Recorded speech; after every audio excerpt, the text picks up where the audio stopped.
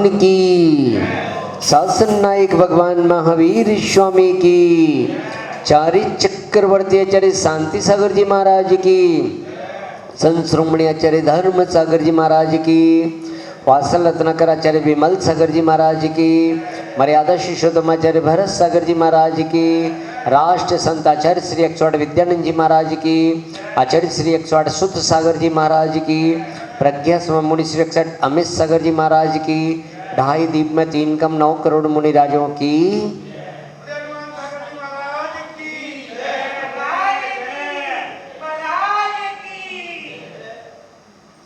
चलिए बंधु, आज 2500 वर्ष पहले भगवान महावीर स्वामी इस चतुर्थ काल में उत्पन्न हुए और अंतिम तीर्थंकर के रूप में। भगवान तीर्थंकर जो होते हैं उनकी देशना जरूर खिरती है, लेकिन भगवान महावीर स्वामी ऐसे हुए जिनकी केवल ज्ञान होने के बाद 66 दिन तक देशना नहीं खिली। उनकी दिव्यधुनी नहीं हुई। बोलो नहीं पंडित जी, बोलो नहीं। तो 66 दिन बीत गए। सौधर्मेंद्र भी विचार करने लगा कि ऐसा क्या है कि जो अभी तक भगवान की दिव्य धुनी नहीं खिली। और जब तक भगवान की दिव्य धुनी नहीं खिलती है तब तक शासन भी प्रारंभ नहीं होता। और जब तक व्यक्ति बोलता भी नहीं तब तक उसकी वैल्यू भी नहीं होती है। क्या? जब तक व्यक्ति बोलता नहीं तब तक उसको कोई नहीं पूछता, तब तक उसकी वैल्यू नहीं होती। पर बोलना कितना चाहिए, क्या चाहिए, ये भी। ज़्यादा बोलना भी अच्छा नहीं है। ज़्यादा बोलोगे तो क्या कहेंगे, चुप हो जाओ, बकवास कर रहा है।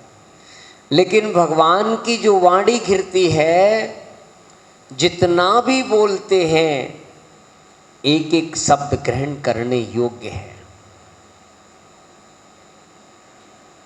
भगवान महावीर ने जो बोला है अपनी मर्जी से नहीं बोला, चाहे कुछ नहीं बोला।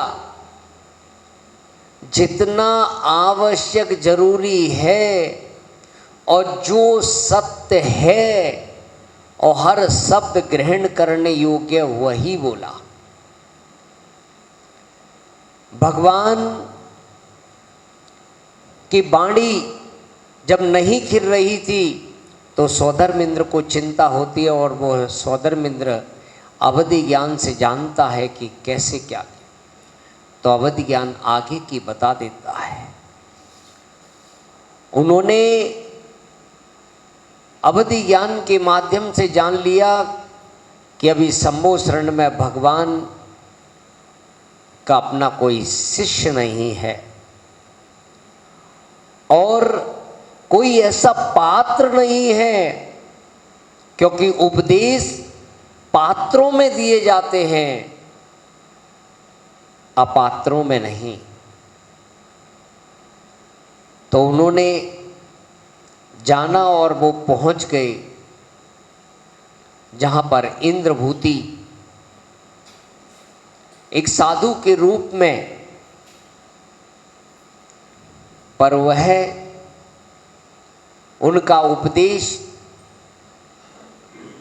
सम्यक नहीं था, चारित्र सम्यक नहीं था। तो उन्होंने जाकर उनसे चर्चा की, तत्वों की चर्चा की। त्रैकाल्यम द्रव्य षटकम नवपद सहितम जीव षटकाय लेस्या पंचान्य चास्तिकाया व्रत शमति गति ज्ञान चारित्र भेदा। अब वो इसका अर्थ नहीं कि द्रव्य क्या है, पदार्थ क्या है, महाव्रत आदि क्या है, पांच सम्मति आदि, लेकिन अहंकार, ज्ञानी को कभी अहंकार नहीं होता। अहंकार जो करता है वो ज्ञानी नहीं होता, क्योंकि ज्ञानी वस्तु के स्वरूप को जानता है, तो वो अहंकार नहीं कर सकता। तो उन्होंने कहा तुमसे नहीं, तुम्हारे गुरु से बात करूंगा। कौन है तुम्हारा गुरु? तुमसे बात करके तुम्हें हरा भी दिया तो हमारी क्या वैल्यू रहेगी? तो अहंकार में वो चल देते हैं और भगवान के सम्मो शरण की ओर पहुंचते हैं। वहाँ पर मानस्तंभ में भगवान की प्रतिमाएं विराजमान, मानस्तंभ को देखकर उनका मान भंग हो जाता है और सम्मो शरण में पहुंचते ही वही ज्ञान सम्यक रूप हो जाता है, सम्यक ज्ञान रूप हो जाता है और वही भगवान को साक्षी मानकर दिगंबरी दीक्षा को ले लेते हैं। देखिए, भगवान के दर्शन करते ही सारा परिवर्तन, हृदय परिवर्तन हो जाता है और भगवान को एक योग्य शिष्य मिल जाता है। भगवान के चरणों में इंद्रभूति गणधर अपने शिष्यों के साथ, 500 शिष्यों के साथ और उनके भाई, दोनों भाई भी पहुंचते हैं। वो भी अपने शिष्यों के साथ भगवान के चरणों में पहुंचते हैं और 66 दिन बाद भगवान की दिव्य ध्वनि खिलती है। तभी से उनका शासन प्रारंभ होता है और भगवान की वाणी को जो जो व्यक्ति ग्रहण करता है वह व्यक्ति उसको श्रद्धान पूर्वक स्वीकार करता है। इसीलिए अपन कुछ ना कर पाए कोई बात नहीं, लेकिन बहुत चारित्र धारण कर पाए, उपास कर पाए, नियम नहीं कर पाए कोई बात नहीं, पर अपने अंदर इतना श्रद्धान जरूर हो कि जिनेंद्र भगवान की वाणी जो की तो स्वीकार करें, उनकी आज्ञा को स्वीकार करें। आज ये पंचम काल है। इस पंचम काल में व्यक्ति जो जी रहा है, घमंड अहंकार में जी रहा है, पैसे के बलबूते पर पैसे को ही महत्व देकर वो समझता है कि हम पैसे से सब कुछ खरीद सकते हैं, लेकिन भगवान की वाणी को पैसे से श्रद्धान नहीं किया जा सकता है। सम्यक दर्शन पैसे से प्राप्त नहीं किया जा सकता है। भोजन बना सकते हो, लेकिन भूख पैसे से नहीं खरीदी जा सकती है। बड़ी बड़े मकान पलंग बना सकते हो, पर नींद पैसे से नहीं खरीदी जा सकती है। ऐसे भगवान की वाणी का श्रद्धान पैसे से नहीं।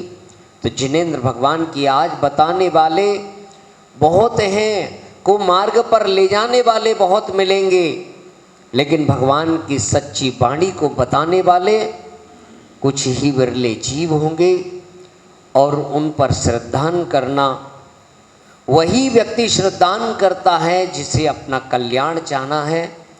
आज समाज में नए नए बहुत पंथ संतवाद बहुत हैं, लेकिन आज जो हमें जिनवाणी के माध्यम से जिनेंद्र भगवान की वाणी जो उपलब्ध हो रही है, उस पर हमें श्रद्धान करना चाहिए। हम कोई कार्य नहीं कर पाए कोई बात नहीं, लेकिन अन्य मिथ्या वाणी को न मानकर सम्यक वाणी का हमें आचरण करना चाहिए, सम्यक वाणी को ग्रहण करना चाहिए, तभी हमारा कल्याण हो सकता है। क्योंकि भगवान की वाणी को जो है उसमें जो तत्वों का वर्णन जो भी कहा गया है वह एक एक अक्षर शब्द है, उसे बदलने का प्रयास न करें और न ही उसे झुटलाने का प्रयास करें। भगवान की वाणी को हमें ग्रहण करना चाहिए और जो व्यक्ति ये भगवान की वाणी को ग्रहण करता है उसके जीवन में सुख शांति आदि होती है। सबके लिए मंगल आशीर्वाद है। ओम नमः सिद्धेभ्यः।